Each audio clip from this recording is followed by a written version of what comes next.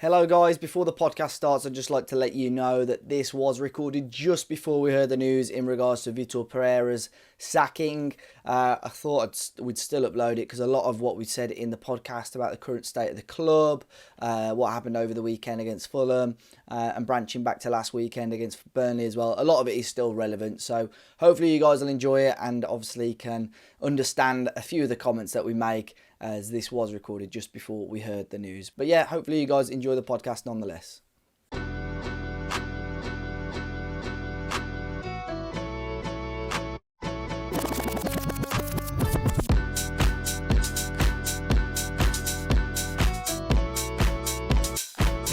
Hello and welcome back to another Talking Wolves podcast, a brand new episode for you today. Unfortunately, discussing yet again another defeat. I'm sure I could have copied and pasted the intro from the last few podcasts again with today's, and I was hoping that we could speak about a victory, especially as we missed last week, which apologies about that. We did sort of hint at that maybe the week before due to our availability, but as always, good to be alongside Mr. Jordan Russell once again. Jord, other than the football, mate, how you been keeping over the last couple of weeks?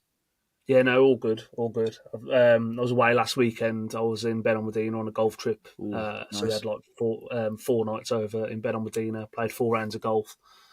Golf wasn't too good, but the drinking was excellent. So now it was a top trip. We do it every year. And yeah, looking forward to the next one already. But I had no hope when drinking champagne at 2 o'clock on the first night and your first tee Oh, time at 8 a.m. the next day. So no. that just gives a bit of an idea of sort of what was going on there. And then no, this week's been good as well. Just getting back into work and stuff. Went to Malvern Spa because me and Emma had our 10-year anniversary of Oh, yeah, being nice. together, so that was good. And then my brother-in-law had and my sister-in-law had their first baby, so we became an auntie and uncle for the first time as well. So I went to see the Congrats. baby on Friday, so that was pretty cool as well. So outside the football, everything's going quite well. Life's good. Good.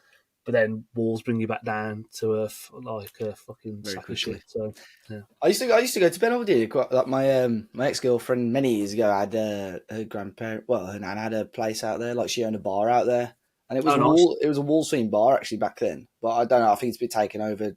Part of the Irish bar that was next door to it. It was a nice place there. To be Yeah, fair, yeah. I didn't know it was big on the golf though. But, It's more, yeah. To be fair, it's more so like there's some golf courses near Benhampton, but it's more so if you go out towards like Fingerola and that way, the golf yeah. course were. So like, I mean, we played golf. I think we were travelling about 30 minutes to All 40 right. minutes Okay, to it's the not too golf bad. course, so it wasn't too bad. But yeah, no, it was a lovely spot. It was perfect for what we needed, and like I say, managed to watch the Burnley.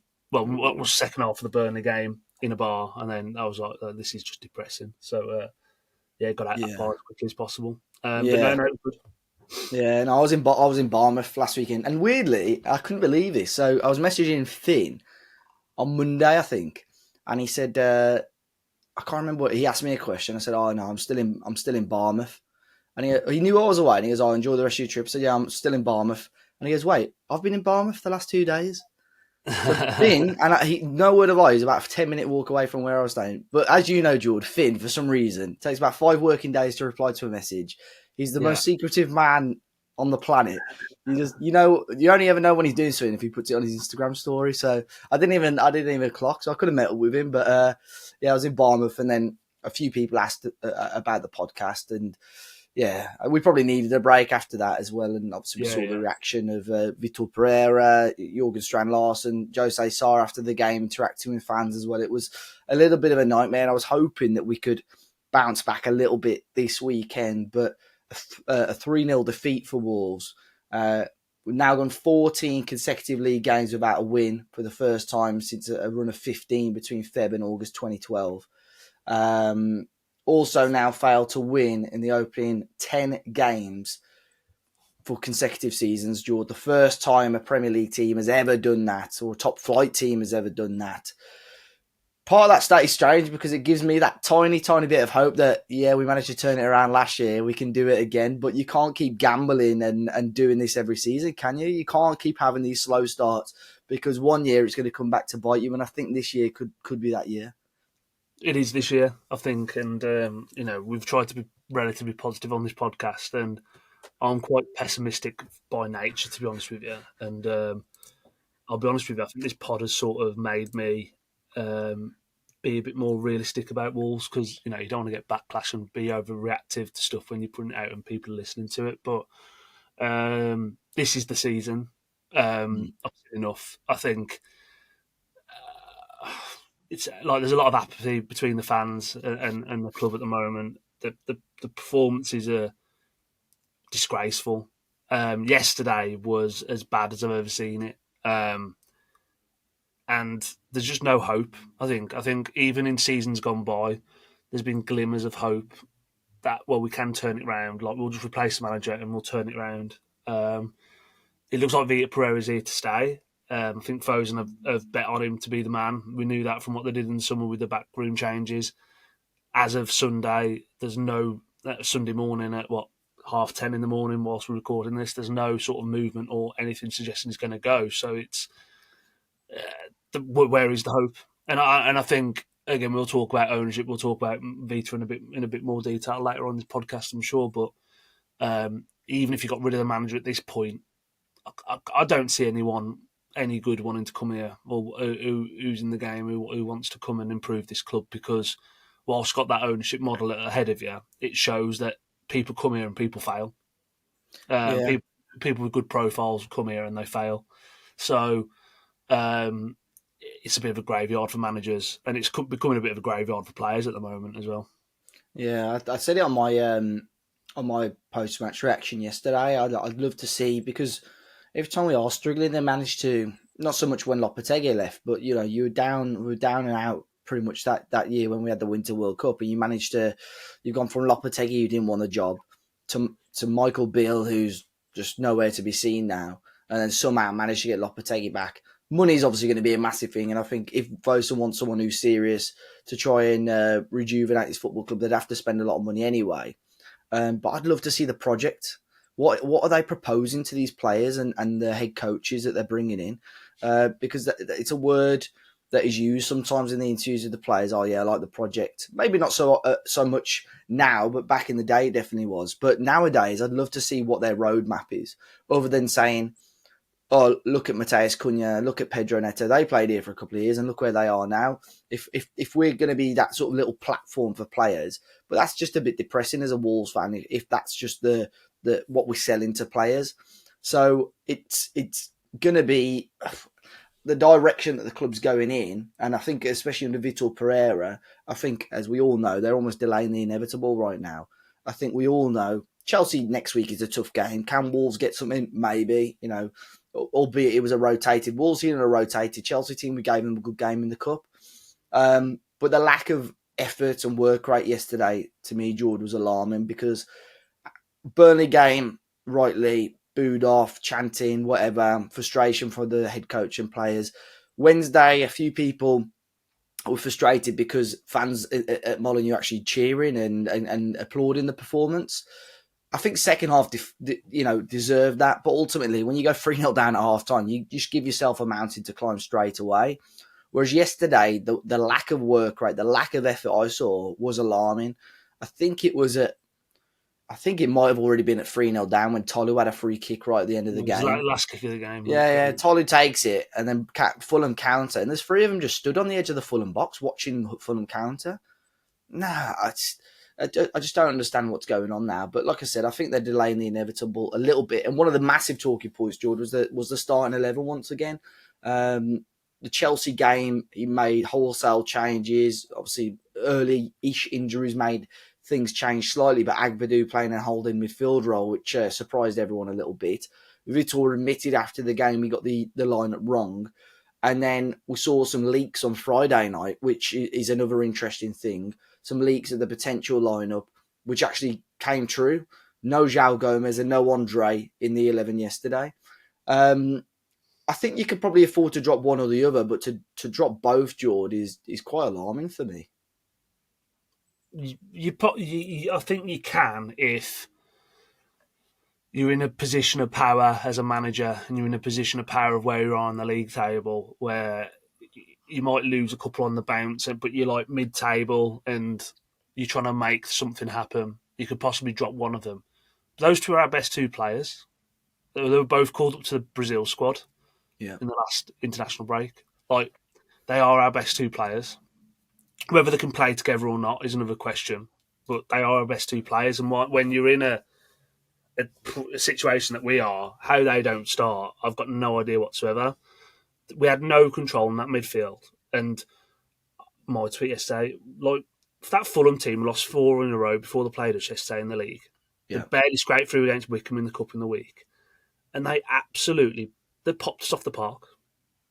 They are bang average as a Premier League Premier League sides come that we've played against in the last 8 years. 1 to 11, that Fulham team's bang average. I Fulham's think had fuller teams than that we've played against. the strange thing, Jord, is the Brighton, Burnley last week, and Fulham. No disrespect to any of those teams, their teams at Wolves should be, especially with how they played. I don't think any of them got out of first gear, really. No, not at And all. Wolves have still lost. Burnley were playing for the draw last week, and Wolves still lost. Yeah, well, That's a concern that you're not putting Yeah. teams to the sword and taking advantage. But when you're going down behind early and going, not so much the Brighton game, but the Burnley game and yesterday as well, you conceding within the first sort of 10, 15 minutes of the game, you're just giving yourself an uphill battle straight away. yeah, it's just, it's just really bad. Like I think we want to come on this podcast and try and be constructive about things. It's just shite. It's so bad. It's so bad. And the team selection, like I say, it got leaked on Friday night, and you're looking at it going, "What on earth is that?" And you just Why has it thinking, been leaked as well? Well, Who's saying something? well, I would imagine it's coming from one of the players, and I would have put money on it's one of the players who's been dropped out of the team. So if you're asking me to put £1 on where it's come from, I would imagine it's come from Andre or Gomez, and that's me. That's Or maybe pure Sarr. speculation. I think Sarr talks to a lot of people. Yeah, it could be anyone, right? So it's someone that isn't in the 11. And a couple of years ago, those leaks coming out under Gary O'Neill, but that was more so from staff that we know about, right? So, and that got nipped in the bud, and that's why we stopped tweeting about team news when we got it. But it's got to be from players and players that are unhappy with what's going on, and probably players texting the mates going, "Have you saw what this fucking idiot's doing tomorrow? Seeing who he's putting out." Yeah. And probably having a laugh about it. It's getting shared and shared and shared. And I think Pereira, it's quite clear and obvious that there's been a fallout with Andre and Gomez and Pereira. And I think it's come out by, I think Alex Richards put it out yesterday on a tweet. But I think you can put 2 and 2 together anyway and make that scenario. But let's just say that is what's happened, which I fully agree must have been something for them to be dropped. Vitor Pereira is he's got no credit in the bank or kudos in the bank with the rest of that playing squad to try and make examples of your best players. Mate, you're lower than shark shit right now. Like, your stock is lower than shark shit. So stop trying to make examples of stuff. Like, go back to basics. Play your best players in the best positions. And stop messing around. Like, we've gone back to a 5, and I'm just like we've gone from a 5 to a 4 to a 5, and then you're playing wing backs are coming in from where's Keanu Hover come from for the Burnley game, and then he's not in the squad for Chelsea, and then he's playing again, and he's awful. No consistency. Yeah, he's awful.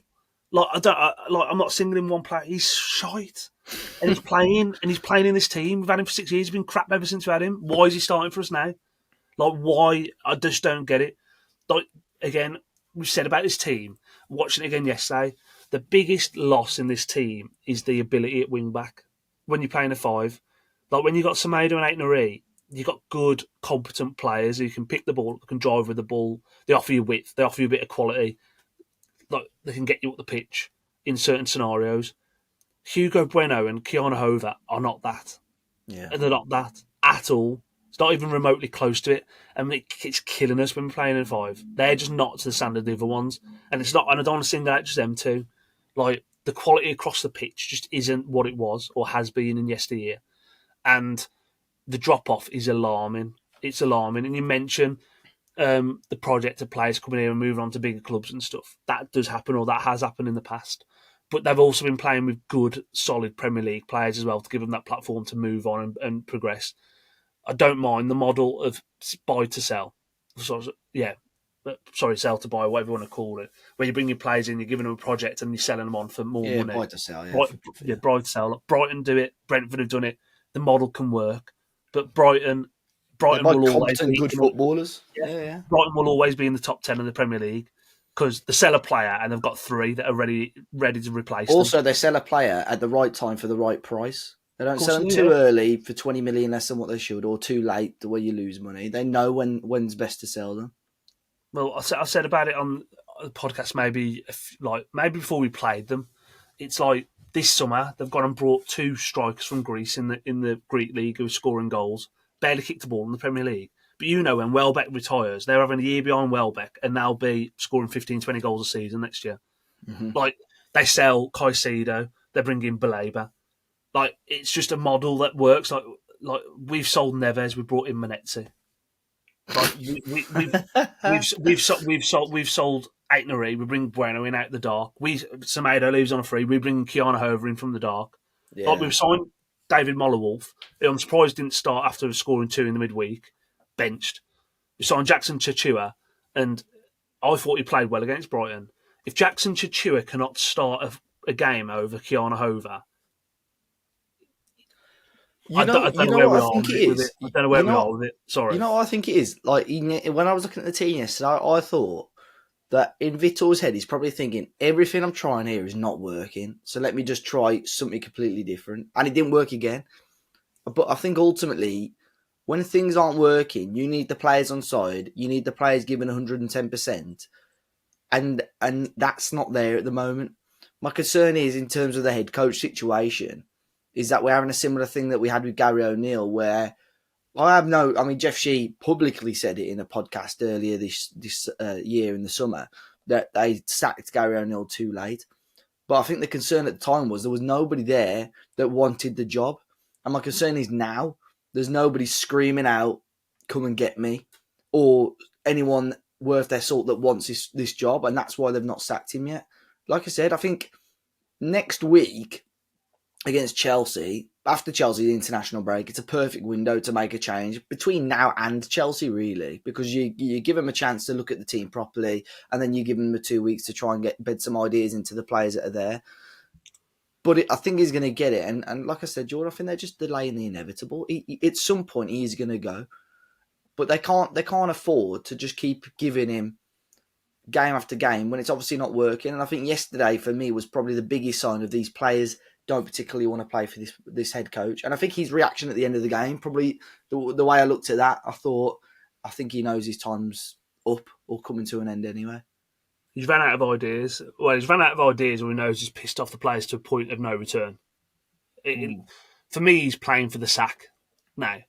He looks like a man who's playing for the sack. And I know we didn't have a podcast last week, and I've stuck up for him at parts this season because I think he did a good job last season. And I think anyone that says he didn't do a good job last season is talking out their arse because he kept us up when we were rock bottom. He did a very good job last year. He did a good job on last season. I was watching the scenes in Ben Medina at the end of the game with Vitor Pereira and what he was doing to the South Bank, and I thought, you fucking prick. I thought, you absolute prick. Like, what was he doing? What are those gestures about? Like, for me, after that, there was no point in returning. Again, I wasn't at the Chelsea game because I was at Malvern Spa, but I wouldn't go anyway if someone gave me a free ticket right now because how I'm feeling about that club. Like, fans are clapping. Why are we clapping off this team at the moment, this manager at the moment? Like, this season at home, we've conceded at least 3 goals a game, and we're clapping. And yet, don't get me wrong, I know the second half there was a bit of a comeback in the second half. None of them deserve our praise. None of them deserve our support the way they're going at the moment.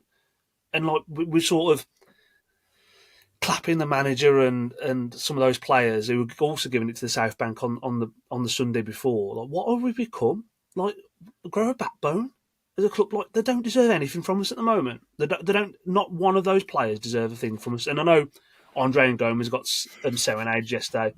Fair enough, especially when it come out with the sort of that public beef or behind the scenes beef, that's going on. But they haven't covered themselves in glory themselves this year. There's been games this year where they've been poor. They've been really poor. And I don't know. There's so much wrong with this club at the moment that it's not going to change overnight. Not one single change is going to fix the problem. Like you can change the manager, but you still got problems with the owners. Yeah. You could change the ownership, but then you've still got a playing squad and a playing squad that probably isn't fit for purpose. You change some of the playing personnel, then you still got to work for that manager who at the moment don't know what he's doing. So there's so many moving parts and problems to this at the moment. And let's be honest, that the reason that we are in this problem, the reason that we are where we are right now, is due to the negligence of the ownership above, Yeah. because they have tried to do it with Aldi prices, Yeah.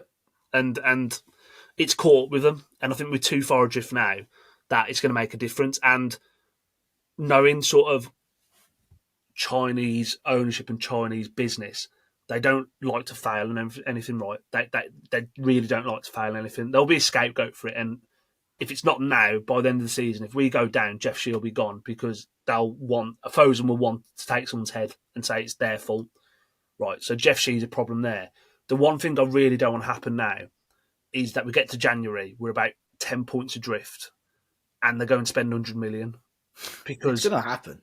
yeah, but it's like, it's done at that point anyway. So you just basically plunging us into some financial turmoil that when we go down, if we're that far adrift, Against the ground and all sorts of things, yeah. But then you go into the Championship, you've got all these assets you need to try and sell. Like, we won't be able to spend money in the Championship, and you know how hard the Championship is to get out of. You've seen what's happened to Southampton, Leicester, and Ipswich this year. They're all struggling. So you need to almost. I think if it comes to sort of the January the 1st and we are cut adrift, you cut your losses then. I think you start even selling some of your best players then as well. You bring in a manager then, and you just go, you know what? Let's build for We're next writing year. off this season. We're building for next season, and you just start building then, because there's no point going again. But I think that this ownership will go. We can't fail. They'll overspend, and we'll still get nowhere near it. I think the reactions were interesting. I think the serenading of João and Andre yesterday was probably more of a middle finger to Vitor, who was sort of in the background, wasn't he? And he Yeah, was I sort agree. of watching. It was weird. Like after the match, normally as soon as full time whistle goes, I'll go and do my reaction. I thought I've got to watch what happens just in case we see something similar to last week. And Vitor was almost just staring at, and just the way I was watching him, and I thought, he looks like a broken man. It looks like a man who knows he's going to probably lose his job. But the scene, I don't know. I took the scenes after the game last week a little bit differently, because the way I saw it on the reaction was, oh my God, look what the manager's doing, look what the players are doing. And then I think it was weird how he was just staring at the South Bank, and he almost just burst into the forefront, like beating his hand, saying, "Come on, fight." So I thought, to a degree, okay, fair enough. I know you want us to be a bit more passionate and fight stuff, but we need to see that on the pitch as well. And that's what didn't run true with me. Like, if you know your players have all given 110% on the pitch, you've got every right to do that. But they've cocked up again. They lost in the last minute again. We've thrown away at least 1 point in the game that should have been winnable if you didn't put yourself 2-0 down so early on. And then the Saar one, everyone's like, the Saar talk to the fans. But if you actually watch the video, it's quite a reasonable conversation between. I thought the Saar thing was. I thought he spoke. I thought the quite fans well. looked worse, came worse off in that. Not that there was anything wrong with what the fans were doing. I didn't really agree with them standing around sort of waiting, but I think Saar handled that extremely well. And so did someone like Sam Johnston yesterday, who came out, and it was quite brutal comments from him. But he stood up. He's had an interview with some of the journalists and said it how it was. Yeah. But it says it again though, Dave. One of these fucking 4 or 5 captains he appointed at the start of the season, none of them are speaking out. Yeah. Not a single one of them. And you got one of them on the pitch against Burnley, in Strand Larson, who for me, he's just being a bit of a shithouse, mate. He's got his deal. He's either not fit or he don't care. And then what I can't get on board with is gesturing to the fans. Yeah. Gesturing to the fans, like, mate, like, give the fans something to celebrate about or shout about, and they'll get behind you down there. We've always got behind the team there when they're playing well. Gesturing to the fans for more. What you've served up on the pitch this year is fucking awful. Like, Yeah. and he is, like I said, he's either not fit or he's thrown his toys out his pram. Because, yeah, even yesterday, he's like a fucking statue. And there could be an argument that there's not that much support for him. And I would agree that, maybe we're not Yeah, I don't playing think close enough to tactically it him. doesn't help him tactically. It I doesn't think at help the him. moment. But he can't, he's miles off it, mate. Like, and another, like, I said it in the summer, they should have took that money for him. Like, I know it was late in the window and they couldn't get a replacement in, but we wouldn't be any worse off with Strand Larson in this squad or not in It's this true. squad. We'd still have 2 points. You know what I At mean? least, yeah. And I'll never, ever, ever get that money for him because as good as a finisher he is, he's not, for me, he's not a top player. He's a top finisher. And I'd back him to score if he gets a chance, which, again, you could argue that's what your strikers need to do, right? But he was never a £65 million player, and we'll never get that money for him again. But Yeah. a competent football club in the summer. I mean, it's easy to say in hindsight now. And same with the Hwang Hee-chan deal for Marseille a couple of years ago. It's easy to say, "Oh, we should have taken that money." But I think Jeff Shee cocked up by saying, "No, we're not selling him." He dug his heels in because even if a big offer of 70, 80 million, he would have looked absolutely stupid if he cashed in for that price. Yeah. But a competent football club, whether it's the chairman, the director of football, technical director, should be having a list of players as when Strand Larson goes, he's the man we're going to aim for. And I know we brought Tolo in, who he's done okay, but not exactly set the world alight. But there should have been someone else there thinking, right, if we sell Strand Larson, if we accept this £60 million offer now, we go all in on him and bring someone else in. I think the reason Wolves fans were sort of almost to a degree at the time celebrating was because we knew if Jørgen Strand Larson went, there would not have been an adequate replacement in. A proper football club would have had those ready, and then we could have all, and I think, like you said, we wouldn't have been in any worse of a position now. But going back to what you said about the championship thing, that's what I've said since the start of the season when there were people, the shouts of relegation, people, we'll go down, we'll win the league, we'll win some football matches. No, I think you've summed it up perfectly there. I mean, I spoke to the Burnley fan a couple of weeks ago, and he said, yeah, it's nice when you're winning games and we can win the league and so on. But you want to be at the big table. You want to be sitting with the big boys regardless. You look now how Leicester, Southampton, Ipswich, like you said, but Leicester and Southampton in particular have started this season. Sheffield United, who were were in the Premier League just a few years ago, should have probably come back up to the Premier League last season and how they struggled and then ended up having to go back to a former boss as well. It'll be different, yeah. Fans, I'm sure, will enjoy it, but it's not where you want to be as a football club, not at all. It's the worst possible thing that could happen to us, Dave. Yeah, as a football club, as a city, everything like the financial implications it'll have. It's detrimental to the club. It's detrimental to the city. There'll be no more than 20,000 a week going up there, especially if we're not winning games. No more than 20,000 going up there.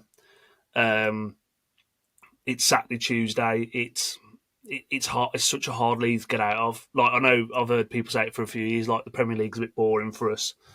Love to go down and win games and go and do these away days. Yeah, the away days are fun, but like there's no guarantee you coming straight back up at all. And with these owners as well, the only thing no it may happen. I mean, you mentioned it then that the club from top to bottom is absolutely rotten at the moment.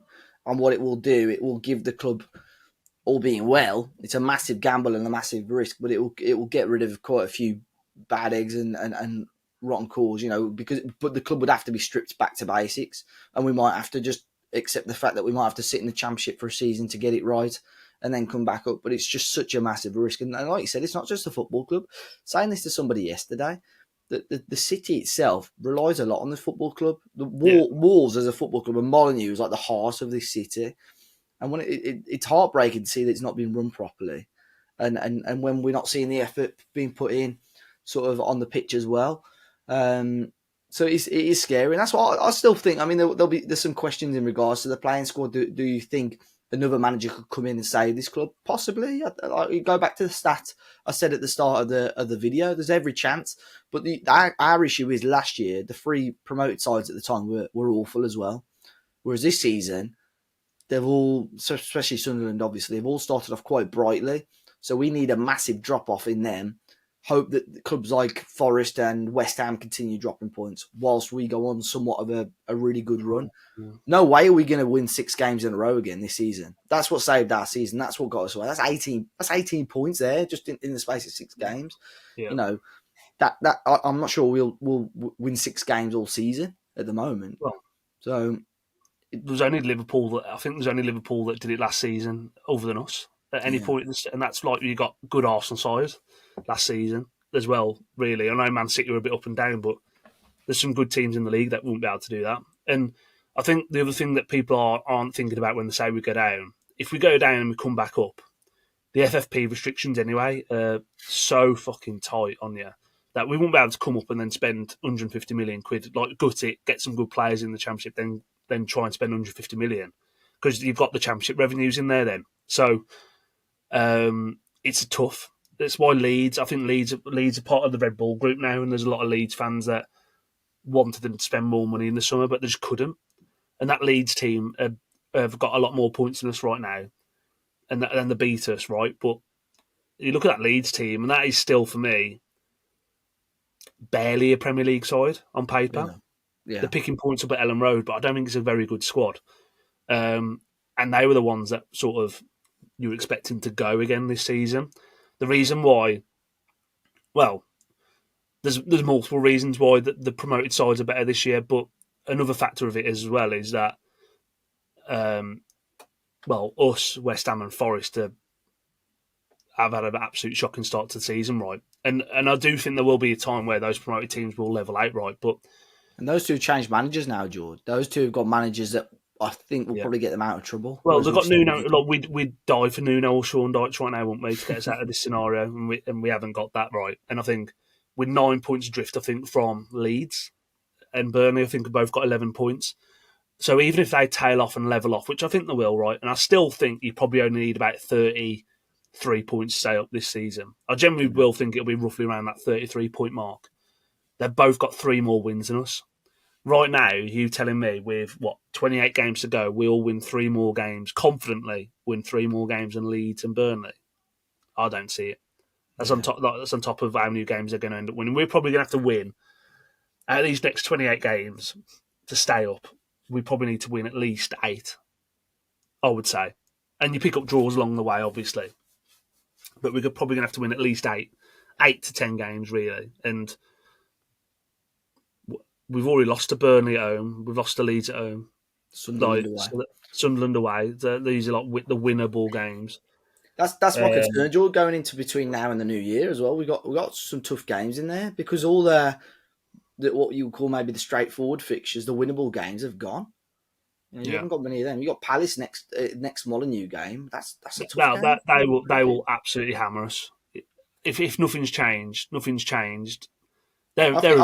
got to be a change. I think if you lose to Chelsea, you have to have a change by the international break. If it's not this week, I mean, I'm surprised that it's been so quiet. Normally, what happens is on the Saturday night you hear some whispers, and by the Sunday, you see the news. But as of right now, it's very, very quiet. Nothing's happened. So I think he's going to get another week, but. His excuse, after the first international window was that he hasn't had time with his players. And I think that was pre-Leeds. He had a full week we lost that game. And it's got worse. He's having time with the players and it's getting worse. I'm not seeing any improvements. So it's concerned. We've not really touched on the game itself, Jord, either. I think, obviously, the starting lineup, there was question marks over. I think the red card killed it a little bit, but at that point, you're already 1-0 down. The Sessegnon goal's so frustrating as well that you come out and you lose the 50-50 duel and the defence is just opened up. I suppose that's the issue when you've got the back 5 and you're sort of so structured in where you should be stood.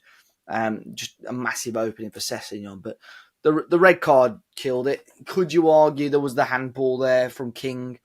But I think Agbadou, at the time I thought it was just coming together. I thought it'd be a foul our way. But I think when you get a red card, you're 1-0 down.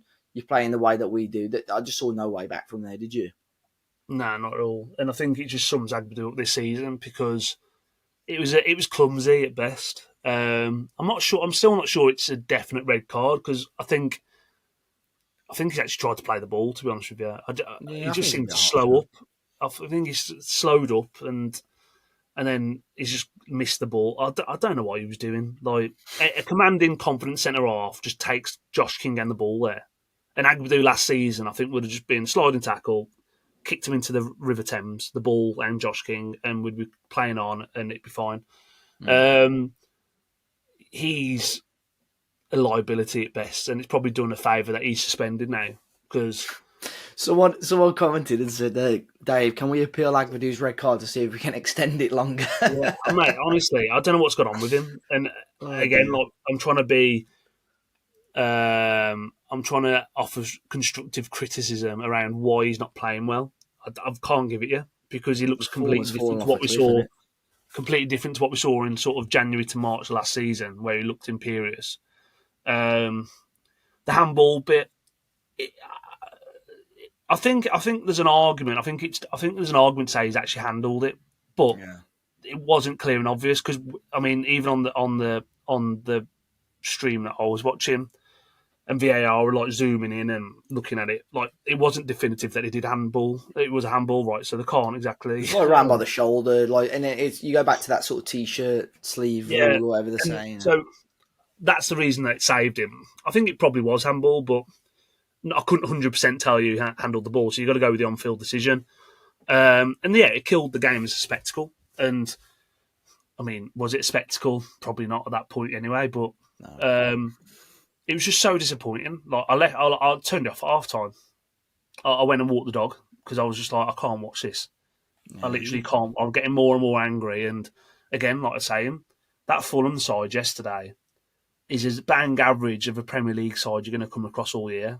And again, I'm not disrespecting Fulham. Like that team is really average. Like it's a team that'll probably come 14th, 12th to 14th in the Premier League, and they lost. Like I say, they lost 4 games in a row before that in the league, and we got nowhere near them. We got no. nowhere near them, and they will not have an easier game all season. And it's just an indictment of where we are as a club. And if you're not going to get rid of the manager on the basis of a Leeds defeat or a Burnley defeat or conceding 4 in the week to Chelsea in the cup, like how can you watch that yesterday? There was no fight. It almost reminded me a little bit of when Large went. You know, the game where we played West Ham away and he played never Yeah. centre half. That was his last game, wasn't it? And he watched it and he thought, "There's just no fight in this team at all. There's nothing going on." And yes, that was exactly the same. It was pathetic. Yeah. It was pathetic. You need the worry for me is that you go into games at Molineux and you're losing those games. At the vet, if you're struggling and you're losing matches away, you've got to make sure Molineux's a fortress, and you've got to make sure you put the work in at home or grind out results at home. But we're getting rolled over at home, like you said, Jord. I think on average conceding 3 goals a game at home, at least, is in the cup as well. Is a concern. I know we won the two League Cup games earlier on in the season, but the Chelsea game, and then you concede them 3 at home to Leeds, to Burnley, to Everton. That they probably won't score 3 goals again throughout Not the rest away of the from season. home. The game, yeah, No. exactly. That's a real concern. I mean, that's when Lopetegui came in. I know we were sort of under Large, we were really struggling. We were down. We really really poor. And I know we had some really heavy defeats away from home, but what he made sure was that at Molineux, we were a very, very good team, and we made sure we grinded out results. And We barely lost the game under him at Molineux. We yeah, barely I don't know, I conceded a think we lost goal one at or two. Molineux. I think the only game off the top of my head, the game he lost was against Bournemouth, against Gary O'Neill, because that was a real Oh, shock. the midweek, Yeah, yeah, it was, yeah. but the rest of the season we were solid. I think we drew to Everton towards the end at home, which we should have won. That kept them up pretty much. We should have Yeah, won great that. goal, We wasn't won it? that Yeah. game, but that's what you got to do. And if and when the head coach changes, you've got to make sure.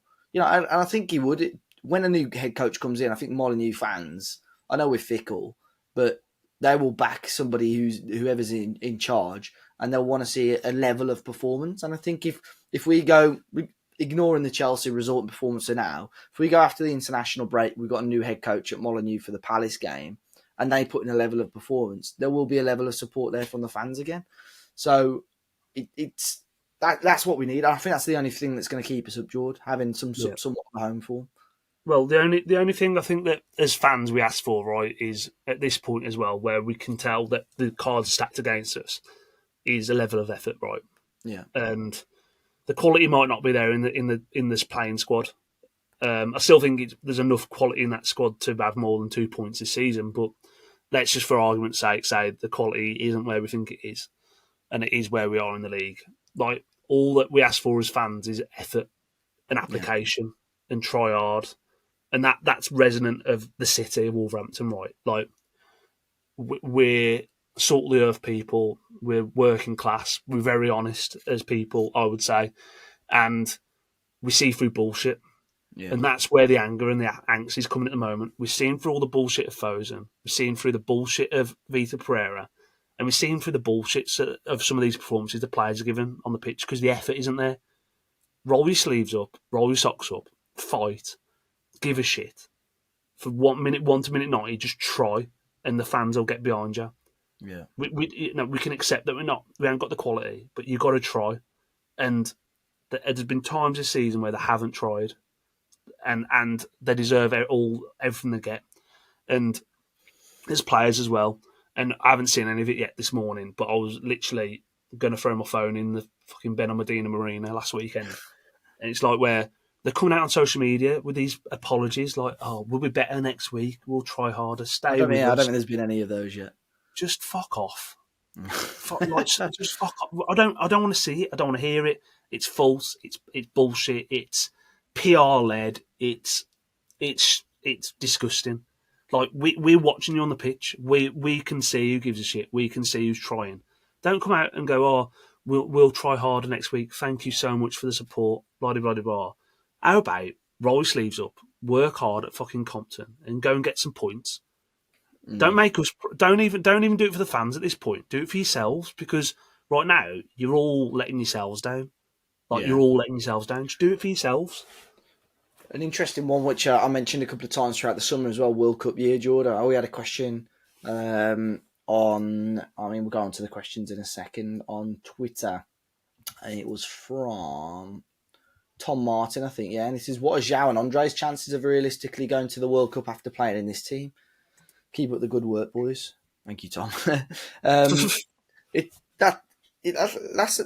what I can't understand, Jord, with these, because they were dropped from the first Brazil squad and then back in it last time. Barely got a kick between them, and then they'd been dropped from this squad completely. A lot of those players, we've had record amounts of internationals go out this year, and some of these are going to be hoping to go to the World Cup. A lot of them, surely, if we're in the bottom three of the Premier League, I don't think many of them will be getting those World Cup call-ups. Well, I think it depends on the nation, right? But I think, I think Andre and Gomez have got no chance. I think Ancelotti's gone back in there. He started picking Casemiro again. I think he's quite settled with. He's picking. I think he's 5 that he's typically picking is Casemiro, Joe Linton, Bruno Guimaraes, Paquetá, and Luis Henrique. I think it is. Yeah. So that's 5 that are consistently in the squads. And I know on the last friendly squad he bolted them 2 on, and I think Andre may have played 12 minutes, and I don't think Gomez got on the pitch. No, so I think they're struggling. Yeah, you're looking at some of these players like Strand Larson will go, but he's third choice, isn't he, in Norway, because they play Sorloth and Haaland. Moller Wolf's a left back, and he plays well for Norway. Norwegian fans like him. I actually think, what I saw of him, of anything at AZ, I thought he looks a good player. Still, for me, he should be starting over Bueno. And I know Bueno, you could argue, has been one of our better players, but it doesn't matter for me. Like, play him. You look at some of the other internationals, there's not going to be many that are going to get picked on the performances this season, put it like that. Yeah. They might make squads, but are they going to be starters for the national teams? I know Mascara went, didn't he? And I think he's just a new sub, typically for Colombia in the last international break. Santi Brent, I don't even know I don't think Uruguay, mate. I'd have to look at it all. No, I think they have. But yeah, Cameroon are struggling to make it. Tolu, Nigeria, I assume will be there, but I'm sure they'll be playing Osimhen, won't they? Anyway, but you look, yeah, you are right. It's like there's a lot of these players at Wolves who must be thinking, shit me, like I need to play well because I want to go to a World Cup. Yeah. And a lot of these players will start trying to play well as well to get themselves in the shop window as well. If they're just down tools, no one's going to want them. So there's a level of that as well at this point. I think it's like, well, they're playing for the move next season if we go down. Yeah. No, well, we had loads of questions. As you would expect, a lot in regards to the head coach situation. Like Jord said earlier on, I mean, it's 10:30, 11 o'clock on the Sunday morning. We've heard nothing as of yet. So we'll try and get as many questions in as we can. Looking at this is off Boris.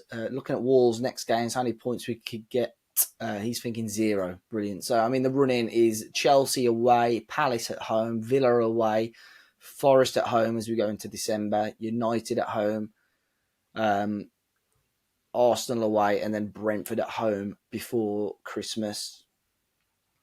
You look at those, Jord. I mean, there are some, in my opinion, what I would class as games where you should be getting points out of, especially when you're playing, maybe not Palace, but you've got Forest and Brentford at home. They're games that you want to be getting points out of, surely.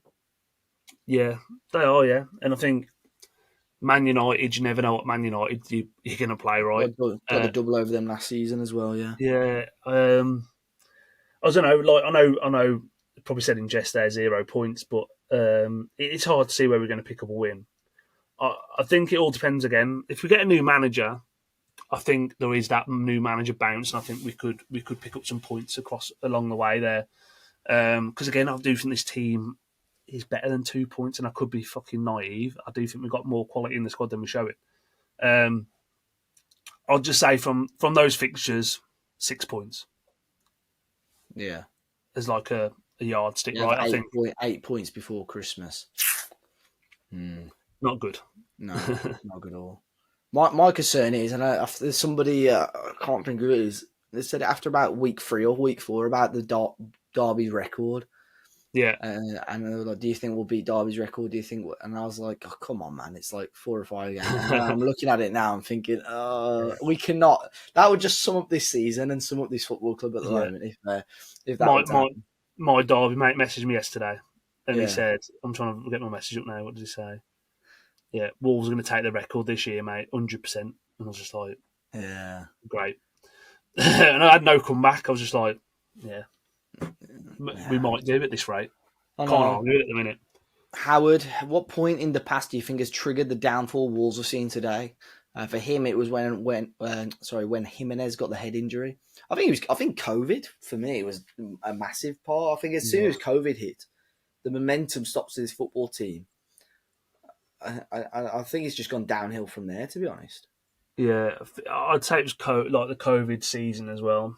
I think the big sliding doors one for me was when we drew away at Burnley in COVID. We'd give away a last minute penalty because we were genuinely could have finished top 4 that season. Yeah, and without Project Restart, we would have. I mean, without the break, we would have got top. We would have got Europe again for sure. Oh yeah, and I think we drew to Burnley, and then I think we might have drew to Sheffield United as well, back to back or something. It just killed us. Maybe or something. Something like that, wasn't it? And it killed us. We still finished 7th, didn't we? But we missed out on Europe because of the FA Cup. Yeah, if we'd have got Europe again that season, like I think we'd have been looking at a different project now. But that was definitely the sliding doors moment for me that, killed us. And I also think as well, if Jimenez puts that penalty in against Sevilla as well, I think we beat Man United. We've done the double against them that shit. No, I think we've done the treble against them, haven't we? I think we beat them in the cup as well, haven't we? Oh, I can't remember. Yeah, we did very well against them anyway. I thought, we'd have fancied ourselves against Man United as well, wouldn't we? There's a few reasons, and like I say, since then, really, Fosun can't say the project's been consistent pre and post COVID because they've literally flipped it. Yeah, they've stopped their investment 100%. Very true. Let's see. Can we talk about how badly Arias is being deployed? Too many fans can't see there. He's a fantastic player in there. The reason he's being, and the reason being is that he's being utilised incorrectly. It's an interesting one with Jean Arias. a lot of stick once again. I mean, I've tried to stick up for him in regards to where he's played, his set pieces as well. A lot of people seem to mention. But he's really struggling, Jord, for me at the moment. Just really struggling to make a mark on this team. Well, he's been playing a different position every week. He's come to Yeah. a new league for the first time. Don't think his English is much good. He's playing in a very, very poor team. Where when he's playing in Brazil, they're a heavily possession based team, and he stood out like he looked really good. I think he's had one good half of football for us against Spurs away, where he was getting involved, getting the ball, driving with the ball. Looked every bit of a quality player for me. It's hard for him to shine in this team at the moment. I think anyone would struggle to shine in this team at the moment. I think you could put Cunha in there, you could put Jota in there from yesteryear, you could put Neves in this team, you could put Neto in this team on their own, and they'd all struggle because the quality around them is just not what's required. I feel sorry for him. I feel really sorry for him because he could have gone to. I think he had better offers than Wolves. I think we just paid more money. Yeah. And he's probably looking at it now going, fuck me, what have I done? But he's probably going to be one of the fortunate ones where if we do go down, because it's only one season, he'll get a move quite easily because of what he'd done in Club World Cup and what he'd done in Brazil Yeah, before I think that. he'll go back to South America quite easily, I think. Yeah. I was just having a quick look to see if my phone had just buzzed, see if there was any news then. I was having a quick look. I mean, a lot of the questions are the same sort of thing, really. Have you got any ideal replacements, Jord, for the head coach? So Franquinho said, who would be the Talking Wolves' ideal replacement if or when Vitor goes? I think there was on our website. One of our writers, Ethan, did a great article. Abel, I think it was Abel Ferreira, I think, is a great shout. But he's managing in Brazil right now. It's coming towards the end of their season. I don't know if the timings are going to be quite right. They might be holding out for that until when, because I don't know if they're still in the Club World Cup as well. Let me just try and find. Oh, you want about the not the Club World Cup, the Copa Libertadores. Copa Libertadores, yeah. Abel Ferreira, yeah. So he's currently at Palmeiras, 46. Obviously going to be aware and a fantastic manager, by the way. But he's going to be aware of a lot of the players. I don't know if his stock is a bit too high to come to Wolves, but that would be a phenomenal capture for us, to be fair. In regard, if anyone wants to see this article, by the way, it's on talkingwolves.co.uk.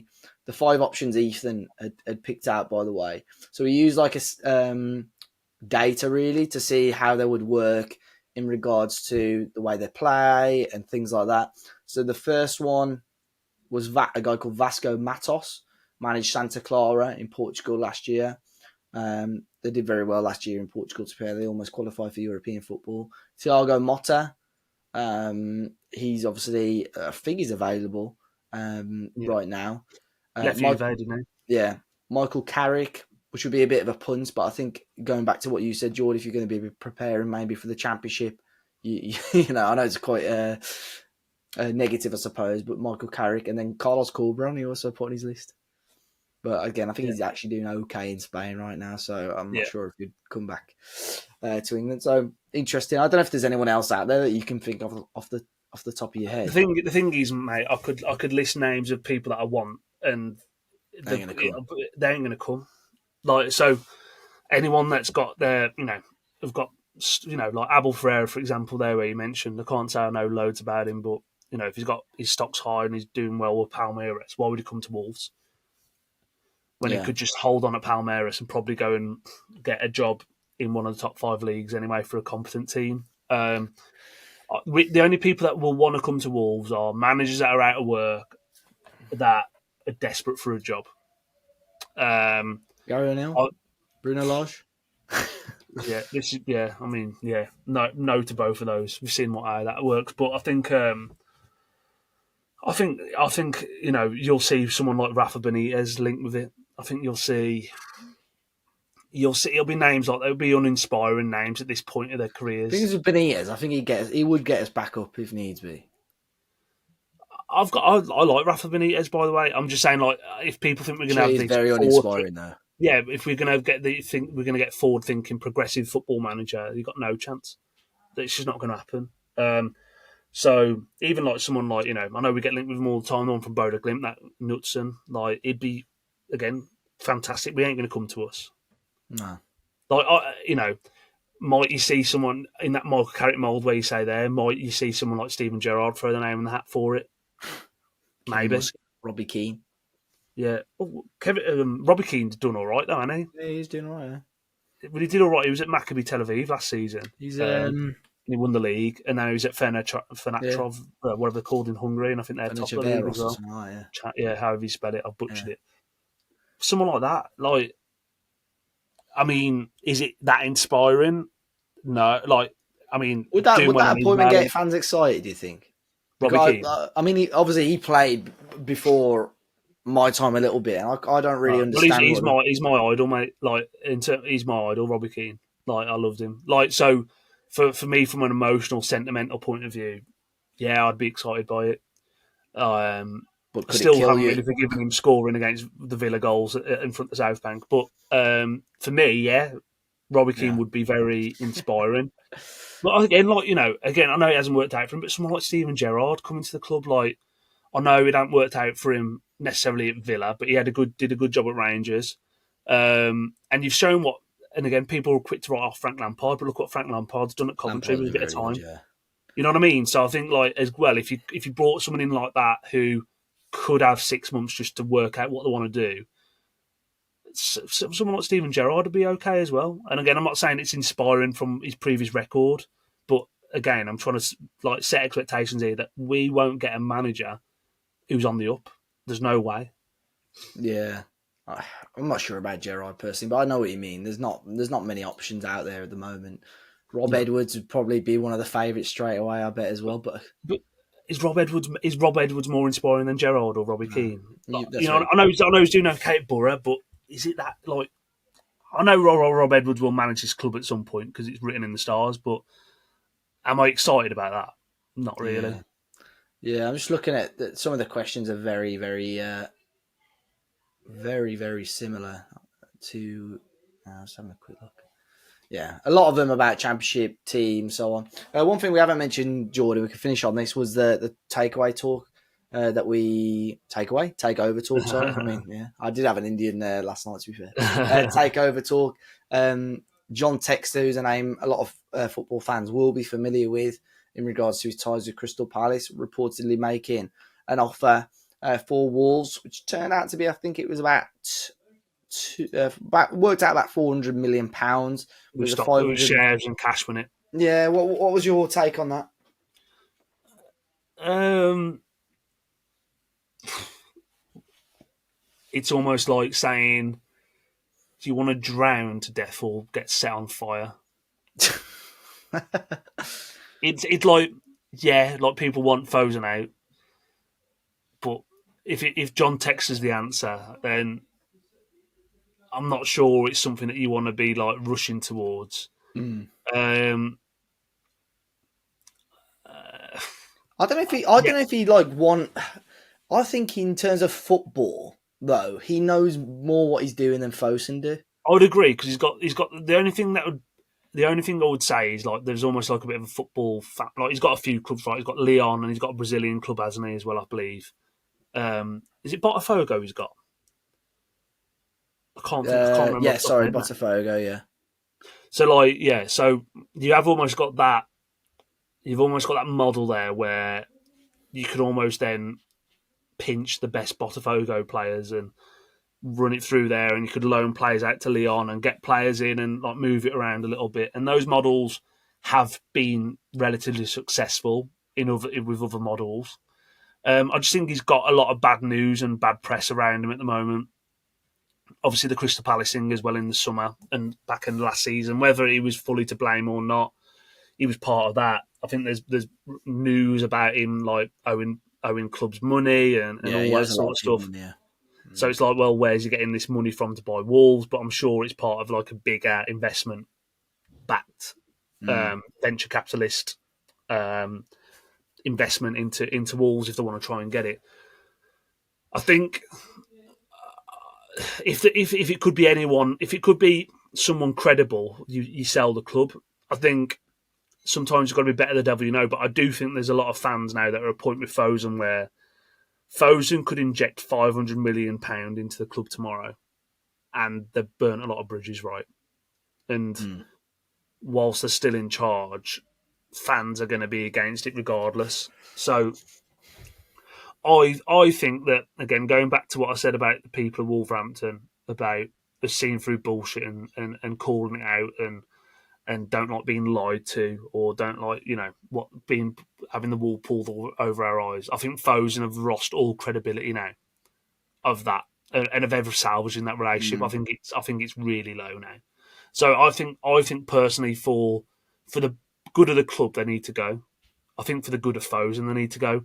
But when you're talking about business interests within Wolves as a brand, as a logo, the amount of IP that Fosun have got with the Wolves logo, within the fashion, within their esports, within things that they've used Wolves logo in and branding and colours and palettes and all that sort of stuff across the world on other products. Like, Fosun won't give up Wolves very easily because it's just not going to happen. It makes it a real complicated deal. And I think even if someone were coming to buy Wolves as a football club, I still think that Fosun would want the IP of the brand and the logo, which, again, from a business perspective, you buy the football club, but then effectively then Fosun have the rights to the badge, the colours and stuff. How much is that worth? 21? That's worth whatever someone puts on a blank piece of paper. So it makes a deal really That's why tricky. I said to somebody a few weeks ago, I think there was a rumour. I think it was when that Molyneux had posted it on there and said something's happening, and someone said, "You think?" I said, "It'd be such a complicated deal to complete. It would be. There's so many sort of, I don't know, like you said, there's so much going on there. What the offer did give to me was like a little bit of encouragement that why would he just randomly make an offer for Wolves? Like, surely from somewhere he's had a little bit of encouragement, especially because obviously there has been noise from Wolves fans that we want Fosun to move out. The only other person that maybe would have said something to him was Hobbs, because Matt Hobbs part of Palace. Yeah. Although albeit a little bit later, so I wonder if there was conversations there or something. But someone somewhere must have given him some encouragement, because you just wouldn't throw, in my eyes, on paper, the overall package price wise was probably quite reasonable. If you're offering £400 million for Wolves, I wouldn't have said that was far off what the club's worth. Albeit I know it's with a lot of shares in there, but just made me think in terms of encouragement and so on.